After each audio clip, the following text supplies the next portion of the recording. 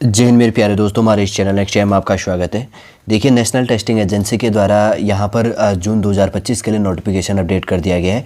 UGC का full form होता है यूनिवर्सिटी ग्रांट कमीशन और नेट का होता है national eligibility test. Post graduation के लिए होता है ये चीज़ें, जैसे कि यहाँ पर शॉर्ट फॉर्म का ये है, इसका फुल फॉर्म लिखा है नीचे यूनिवर्सिटी ग्रांट कमीशन करके, और नेशनल जो है एलिजिबिलिटी टेस्ट NET जिसको कहा जाता है, नेट जिसको कहा जाता है, ठीक है ना। जून 2025 के लिए इंपॉर्टेंट पॉइंट है यहाँ पर देख लेंगे, जो भी आपके फॉर्म फिल करने के लिए इंपॉर्टेंट है।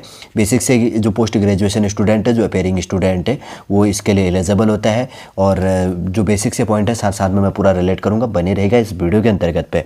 यदि आप नए हैं, यदि आपके द्वारा हमारे इस चैनल XTM को सब्सक्राइब नहीं किया तो सब्सक्राइब कीजिए तथा बेल आइकन को प्रेस कीजिए, ताकि जो भी कंटेंट, जो भी इन्फॉर्मेशन हमारे द्वारा आपके लिए प्रोवाइड किया जाता है तो उसका नोटिफिकेशन आपके पास समय पर अवेलेबल हो जाएगा, ठीक है। नॉर्मल पॉइंट है, इसके अंतर्गत पे लेते हुए चलेंगे।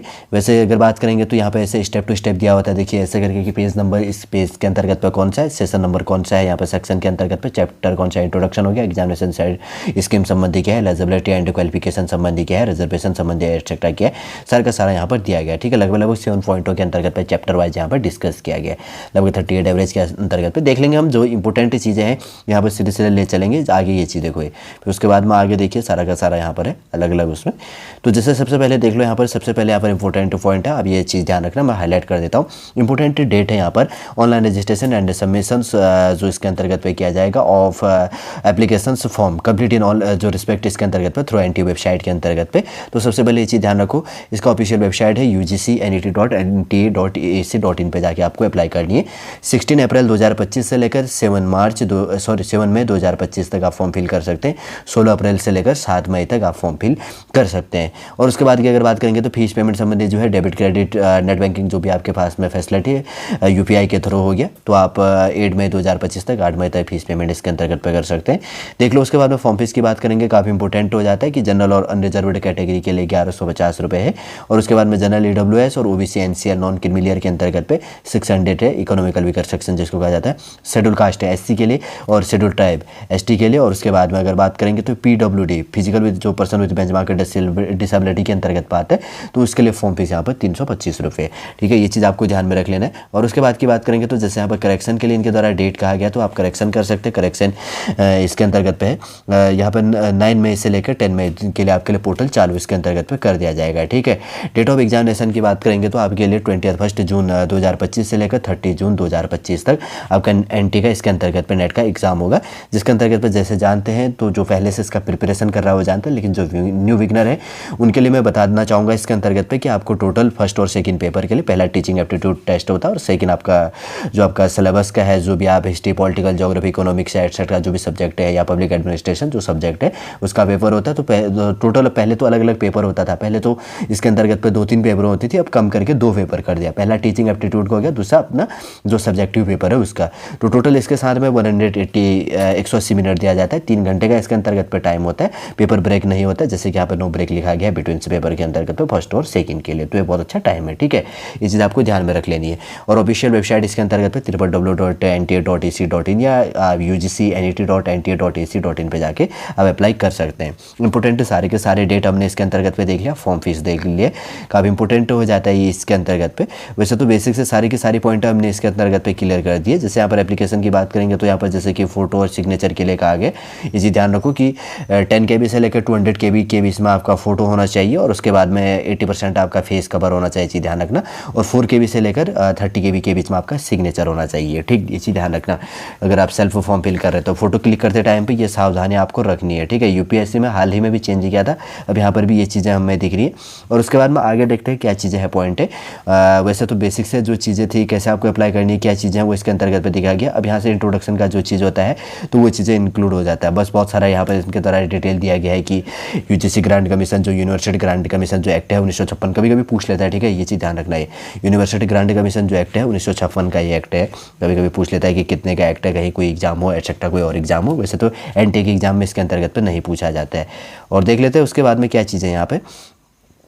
जो चीज़ें जेआरएफ के लिए भी है, जैसे कि बात करेंगे तो आप नेट जेआरएफ के लिए 30 साल, यहाँ पर 30 साल होता है और उसके ऊपर के लिए अनलिमिटेड होता है। यहाँ पर एज का कोई नहीं होता है कि मैक्सिमम एज लिमिट क्या होनी चाहिए उसके बाद में नेट के लिए, लेकिन जेआरएफ के लिए आपका क्या होना चाहिए, ये चीज़ आपको ध्यान में रख लेनी है।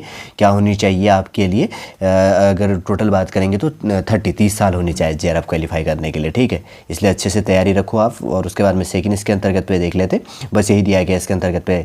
जो वैसे तो जो फ्रंट पेज था उसका यहाँ पर डिटेल इनके द्वारा इन्फॉर्मेशन दिया गया।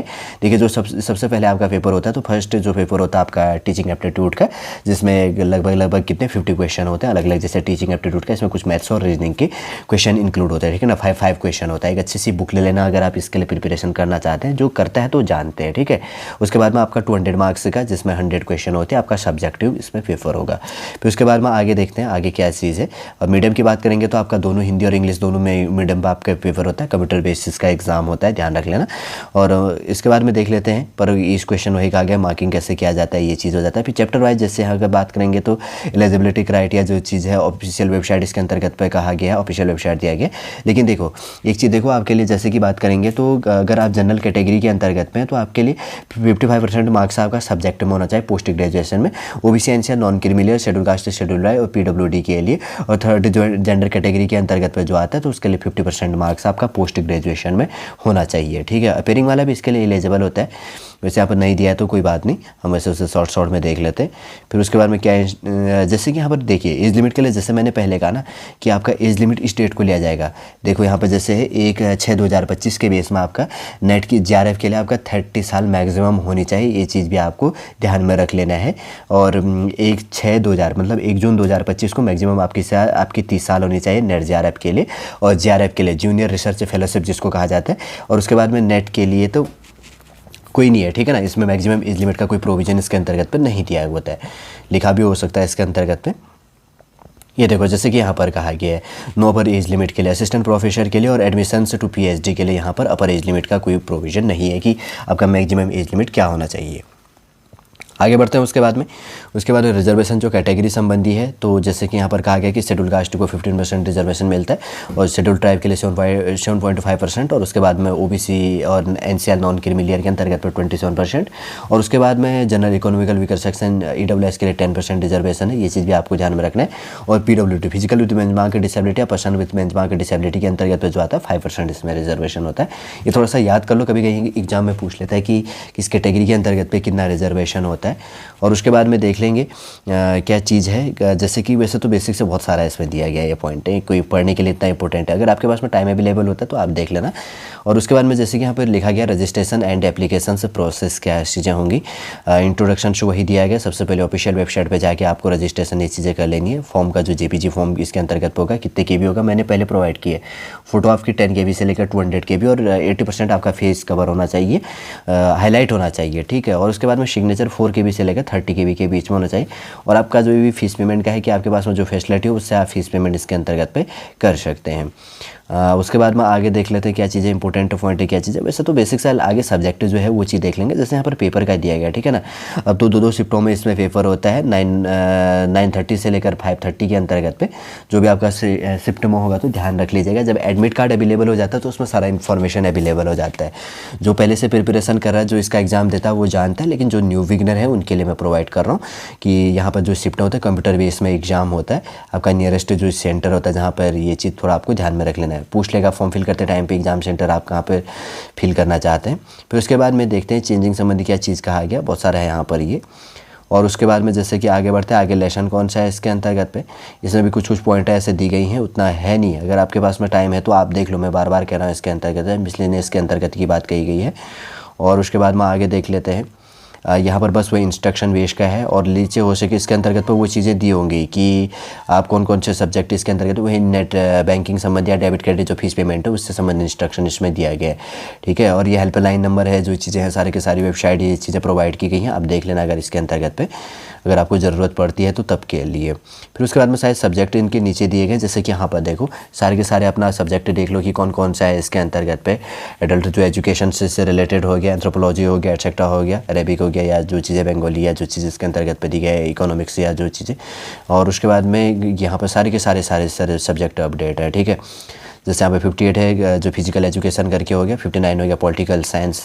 और आगे बढ़ते हैं, उसके बाद में सोशियोलॉजी या उर्दू जो चीज़ लगभग 85 सब्जेक्ट है इसके अंतर्गत पर है। योगा है, आयुर्वेदा, बायोलॉजी से रिलेटेड एक्सेट्रा जो चीज़ आप देख लेना इसके अंतर्गत में, जिससे भी आपने पोस्ट ग्रेजुएशन की है काफ़ी इंपॉर्टेंट हो जाता है। ये देखिए आपका जो भी है स्टेट वाइज जो सिटी है जहाँ पर एग्ज़ाम सेंटर है ये भी दिया गया, जैसे यहाँ पर अंडमान निकोबार से यूटी यूनियन टेरिटरी से अपडेट किया गया। उसके बाद में अरुणाचल प्रदेश या बिहार जो चीज़ है आपका देख लेना ये चीज़ें, ठीक, काफ़ी इंपॉर्टेंट हो जाता है। जिस स्टेट के अंतर्गत पे, स्टेट के डिस्ट्रिक्ट के अंतर्गत पे जहाँ पे भी रह के आप प्रिपरेशन कर रहे हैं तो आपका नियरेस्ट देख लो, ताकि आपको आने जाने में कोई परेशानी भी ना हो और एग्ज़ाम आपका अच्छे से क्लियर भी हो जाए, ठीक है। परेशानी नहीं होनी चाहिए। एग्ज़ाम प्रिपरेशन आप करते हैं, एग्ज़ाम सेंटर में आपको जाने में बहुत सारी सावधानियाँ रखनी पड़ती है, तो इसलिए आपको थोड़ा सा ध्यान में रखना है ये चीज़ें कि आप आराम से पहुँचो और आपका जैसे फिर प्रिपरेशन भी ढंग से करते हो तो ढंग से आप एग्ज़ाम सेंटर में पहुँच लेते हो तो आपको बहुत सारा रिलैक्स मिल जाता है, ताकि आपके एग्ज़ाम में फिर एग्ज़ाम हॉल में जाके आपको नींद आती है या कोई चीज़ें परेशानी होता है, बहुत चीज़ें हो जाती है। जैसे यहाँ पर उत्तराखंड के लिए एग्ज़ाम सेंटर है अल्मोड़ा, देहरादून और उसके बाद में हल्द्वानी, पौड़ी और रुड़की यहाँ पर दिया गया। लगभग 4-5 एग्ज़ाम सेंटर इसके अंतर्गत पे उत्तराखंड स्टेट के अंतर्गत पे। फिर उसके बाद में वेस्ट बंगाल है, ठीक है। वैसे तो समझ गए होंगे एनटीए के लिए जो चीज़ें हैं यहाँ पर सब्जेक्टिव कोड दिया गया, जैसे इकोनॉमिक्स का 801 है, उसके बाद पॉलिटिकल साइंस के 802 करके लगभग यहाँ पर कितनी है, लगभग यहाँ पर दिया गया 900 तक दिया गया, ठीक है ना। 801 से लेकर 900 लगभग 100 एवरेज के आसपास में यहाँ पर आपके सब्जेक्ट के कोड दिए गए। जैसे आपने पोस्ट ग्रेजुएशन किया है तो उसका कोड आप देख लेना, आपको एक्सेट्रा देखने की कोई आवश्यकता है नहीं। वैसे तो सॉलिड रूप से इसके अंतर्गत पे जैसे कि कोड ये भी दिया गया है कि जैसे यहाँ पर दिया गया है आप देख लेना, आपका जैसे मास्टर ऑफ लॉ है, LM है तो 03 है, ये वाले कोड भी काफ़ी इंपॉर्टेंट हो जाता है। और अदर एटसेट्रा यहाँ पर दिया गया है। और जो भी है एग्जाम सेंटर कोड भी इसके अंतर्गत पे इनके द्वारा अपडेट किया गया है। Name of the state and UT का कौन सा कोड है ऐसे करके, क्योंकि जितने स्टेट और यूटी हैं सारे के सारे कोड इसके अंतर्गत पर अपडेट किए गए। वैसे तो सॉलिड रूप से इन्फॉर्मेशन अपडेट कर दिया है नेशनल टेस्टिंग एजेंसी के लिए, एनटीए के लिए, जो बेसिक से पॉइंट थी कैसे आपको अप्लाई करनी, क्या चीज़ें होती है, फॉर्म फीस क्या होता है, कब से कब आप अप्लाई कर सकते हैं। मेरे पास में पहले टाइम अवेलेबल नहीं था इसलिए मैंने ये वीडियो आपके लिए प्रोवाइड नहीं किया। अभी आपके पास में बहुत सारा समय अवेलेबल है, आराम से आप फॉर्म फिल कर सकते हैं। यदि आप अपेयरिंग स्टूडेंट भी हैं पोस्ट ग्रेजुएशन के, या पोस्ट ग्रेजुएशन आपने कंप्लीट कर चुके हैं, और इसके अंतर्गत बस परसेंटेज का ध्यान देना, जनरल कैटेगरी के अंतर्गत पे 55% होना चाहिए और अदर कैटेगरी के अंतर्गत पे 50% इसके अंतर्गत पे मांगा होता है पोस्ट ग्रेजुएशन में, ठीक है। पूरा का पूरा इन्फॉर्मेशन इसके अंतर्गत पे अपडेट कर दिया है नेशनल टेस्टिंग एजेंसी एनटीए के द्वारा। नेट जेआरएफ के लिए जो नोटिफिकेशन अपडेट किया है जून के लिए, जो भी बेसिक से पॉइंट थी इस वीडियो के अंतर्गत पर आपके लिए प्रोवाइड कर दिए। उम्मीद करूंगा दोस्तों सॉलिड रूप से बहुत सी चीज़ें आपको नई सीखने को मिल गई होंगी। यदि आज का वीडियो आपको अच्छा लगे तो लाइक कीजिए, कमेंट कीजिए और हमारे इस चैनल नेक्स्ट टाइम को सब्सक्राइब कीजिए। वापस हम नेक्स्ट क्लास के अंतर्गत आपसे मिलेंगे। जय हिंद, जय भारत।